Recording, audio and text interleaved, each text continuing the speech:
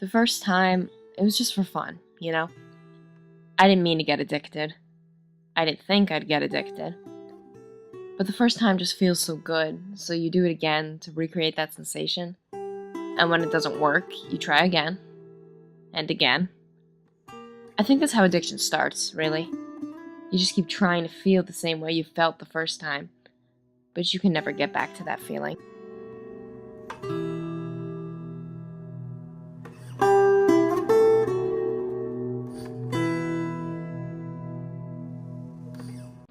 I took my first selfie when I was 9, I think. It was on one of those disposable cameras you get at CVS. And my mom came home after getting the film developed, and she showed me the picture that I took. And she laughed at me. I don't think she knew what this would become. I didn't. I don't think anybody really sees it coming. I took my first selfie very recently, actually, on Snapchat. I don't think it was more than 6 months ago, and then everything just kind of started spiraling downwards really quickly from there, you know? I was Snapchatting all the time. I couldn't stop! And then one day after I woke up, after passing out with my phone still in my hand, I knew I'd hit rock bottom. I didn't take my first selfie until I got an Instagram. I remember that the likes I got, not just from friends, but from people I didn't even know. They urged me on, like they were telling me to keep going. Keep taking more pictures, keep uploading them. So I listened. And even when they stopped commenting and stopped asking me to post more photos, I kept going. They stopped, but I didn't. I couldn't. I decided that I needed to get help. I need help. So I went to a group counselor to talk to people who knew exactly what I was going through and knew how to help me. I brought Carson, Zoe, and Emily in today to have a session because I spoke with them one-on-one, and even though they all suffer from the same addiction, I believe it is in their own unique ways. I think if they begin to understand each other's cases, they can offer more insight into their own.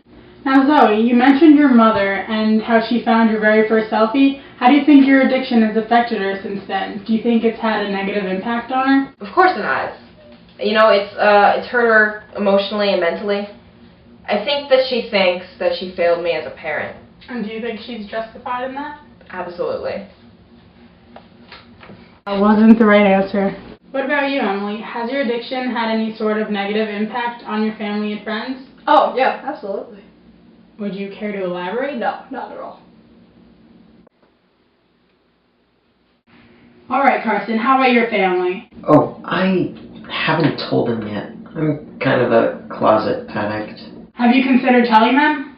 I've thought about it. I've literally never thought about it. Alright, why haven't you told them yet? I don't know. Man,